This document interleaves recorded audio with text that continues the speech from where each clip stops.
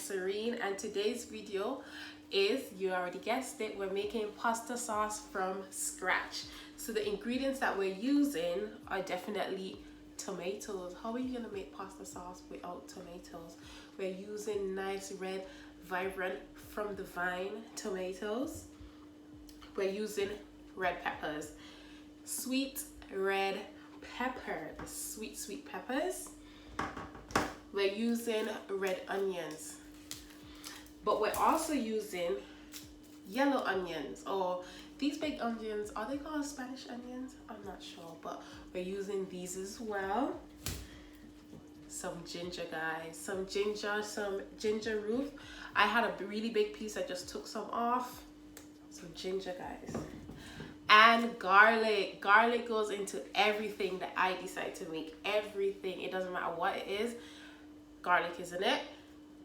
We're using garlic and celeries. I feel like with pasta sauce is one of those things where any vegetable, for the most part, can go into pasta sauce. Any vegetable. And we have 2 cans of plum tomatoes. It really doesn't matter the brand. These were just the one that the store has. We're gonna be using some dry herbs as well, mixed herbs, and also some basil, which I forgot in the fridge, but we're using fresh basil as well in the pasta sauce. And as you can tell, it's gonna be bulk batch because I keep my pasta sauce, I make it and I freeze it, and I just use it when I would like to use it. So guys, I am gonna go ahead and get these first of all washed. And you can soak them in like vinegar water, white vinegar, just to get the residue off of it and to get it clean. Especially with coronavirus outside, we need to make sure that our vegetables are cleaned and washed. Do not start cutting your vegetables and making the sauce and your vegetables are not cleaned. We don't want that. That's not good. Oh, also we're using tomato paste, or tomato, in this country it's called tomato puree.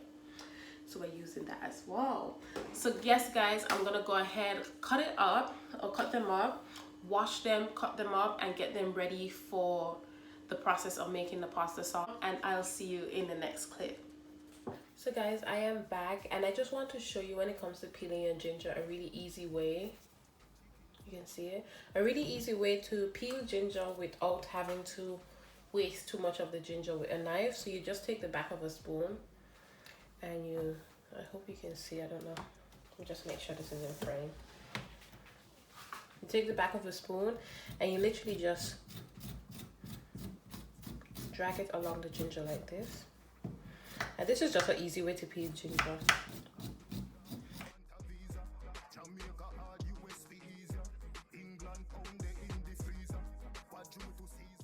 So we're just gonna begin blending our stuff, and we're gonna just put that into our water. And you want to add as little water as possible to this, because we're gonna cook this after, and we want to cook off the water content in it for the most part.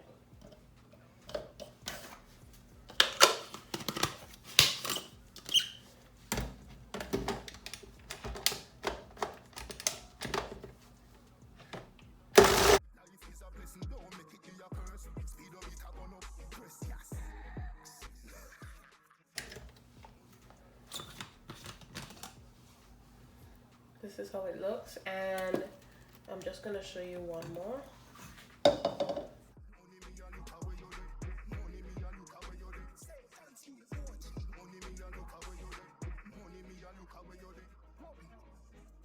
No dog, me want a visa.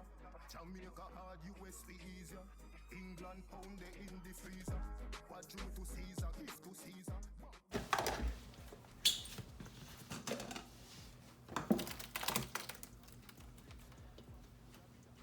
And then I'm just gonna continue until I'm finished with the entire bowl. But also you can see there's some chunks of stuff, so you can always take those chunks out. They don't have to, like, just blend it until it's smooth, and then we'll get to the cooking process after. So guys, I just wanted to come in and give another tip. So in order to keep the water content as low as possible, when it comes to blending the onions, these, depending on if you have a blender that looks like this, that just looks like it's supposed to be a juicer for small breakfast smoothies, then you're gonna have to take your time. But the way around it is you get the onions and stuff at the bottom, and then what you do, you get the onions at the bottom, but what you do is put the tomatoes on the top, or put the tomatoes closest to where the blades are. That way it creates the liquid in the blender. It creates the liquid in the blender.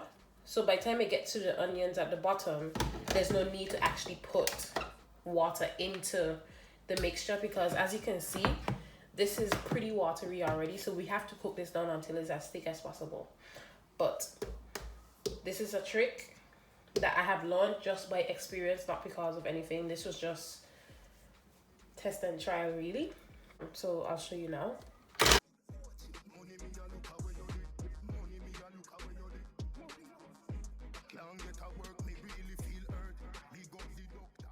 And that is it. So guys, we're back, and now we are going to start cooking our tomato sauce. I'm just trying to, this is how it looks so far, just in the pan itself. And those green bits are, remember, basil. And we're just gonna begin cooking it. So first we want to get some oil in the pan. This is going to be about, based on the amount I have, this is going to be about 3 tablespoons of oil. And I just have it in a pour bottle here. We just need that to warm up. So we're going to be putting the tomato paste in the pot. We're going to fry this tomato paste. It sounds mad, sounds crazy, but this is what we're going to do. But we're going to fry this down because what it does is it releases the natural sugars in the tomato paste. And this way we can prevent ourselves from adding sugar to it. So then this recipe is not only vegetarian friendly, vegan friendly, but it's also keto friendly.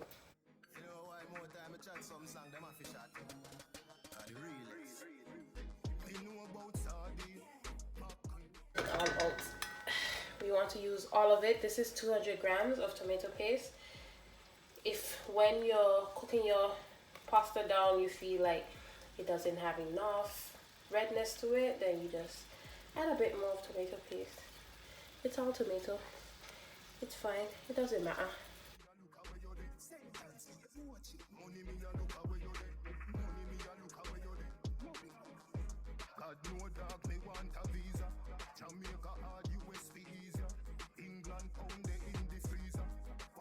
You can see that it looks as if the oil has dried up, and that is perfectly fine.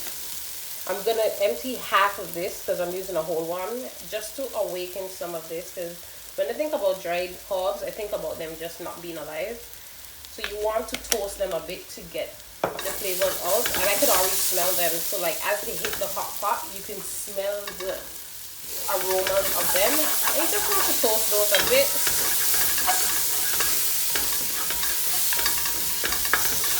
I can definitely smell the oregano in here and the thyme. At this juncture, turn your fire down and begin to add your tomato sauce. So I'm just gonna spoon it in.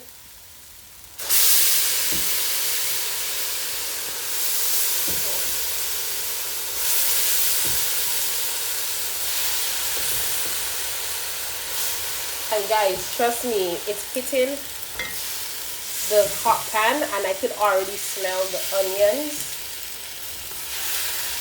in it. So let me just mix this a bit.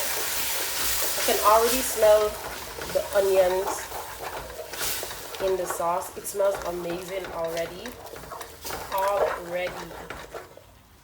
At this juncture, once you've gotten enough of the sauce into the pot, then you can pour it in. I just didn't want it splattering back. You know, you have to be safe in the kitchen.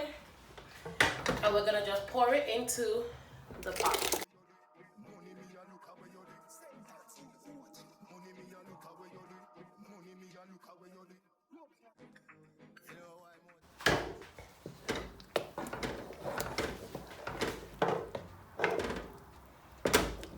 This cooking thing, this making pasta sauce is a whole process, but we're just gonna cook this down. Now I am going to try my best to time how long it takes for this to be cooked down to an actual thick type pasta sauce. But generally just go for the thickness that you want. At least minimum an hour depending on your batch size. So like I have a 32 centimeter Dutch pot, almost halfway, just over halfway full. So I'm definitely gonna have this cooked for at least an hour. Also, you're gonna add some black pepper, because black pepper, you need that. Well, you don't need that, but I like it. So definitely some black pepper. And I would say about, I bought it for your batch, but for the batch that I'm using, I'm gonna put in about 5 tablespoons of black pepper. And then you want some salt, but not too much still. And if you watch my channel, you know sea salt it is always. So with the sea salt, I'm gonna use about 3 teaspoons of sea salt. This is just because during cooking I am going to season my food along the way.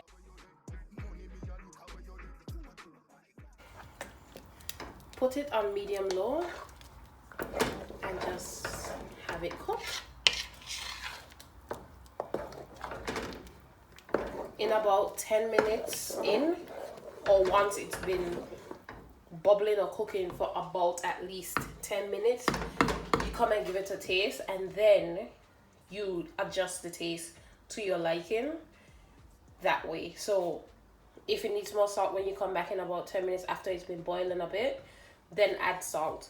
If it doesn't, then leave it. But this is the reason why you start with a small amount of salt. So for instance, I started with 3 teaspoons in comparison to the 5 tablespoons of black pepper that I put in. So 3 teaspoons is probably not enough, but at least you can always add salt. You can never take out.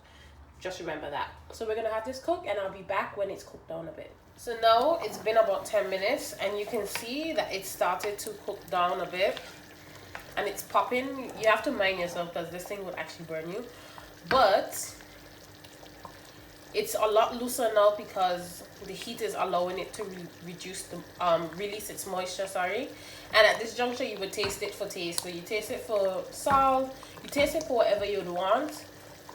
The rest of this, I'll be pouring in closer to the end of it. But we're just gonna let this continue. And when it's finished, I'll definitely come back and show you how it looks. So guys, it's been about a half an hour, and you can see this is where we started here, and we're down here, so it's coming along really well. This is almost the thickness that we're looking. I'm just gonna have it go for another maybe 20 minutes, and because we didn't add water to it, it's literally just cooking down in its own juices, so that is good. Definitely. So you want to try and avoid adding water to it when you're pureeing it. Now I'm gonna just add the rest of this mixed herbs.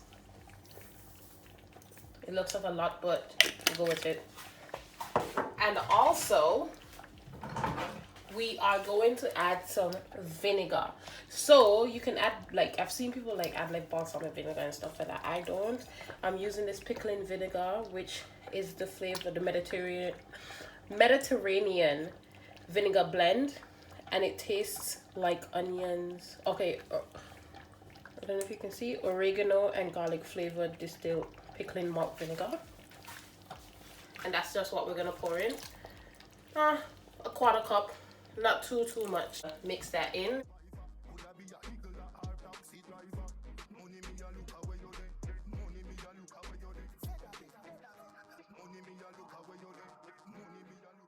It looks amazing. It looks like amazing pasta sauce. And really, I've done this recipe this way so that I can show you how I make my spaghetti and meatball, and I make my meatballs from scratch. So that is probably going to be my next video that I create for you, because this pasta sauce goes amazing. Look at that, it goes amazing with my meatballs. Guys, it is finished. This is how it looks. It's thick and it's nice and it's cooked down. It started at about that level and it's almost half of where it started, so it has cooked down. It tastes amazing. It has just enough spice to it. I'm gonna have it cool down, and then you can store it in old pasta sauce pots, but I store it in this Tupperware that I usually get from Costco, and then I freeze it. So I'm just gonna have it cool, and then I'm gonna package it and put it away. And this is how I make my pasta sauce, my tomato sauce from scratch. And I hope you guys enjoyed this video. I hope you do create this. It's a very natural way to get your vegetables in and also control what goes into your diet. And I hope you guys Thank you guys for watching, and if you enjoyed watching me create this, remember to like, comment, share, and subscribe for more videos like this. If you'd love to see me create anything of your choice, if you just leave it in the comment section down below, I'll be definitely picking it up. And thank you guys so much for all the support, and remember, bon appetit.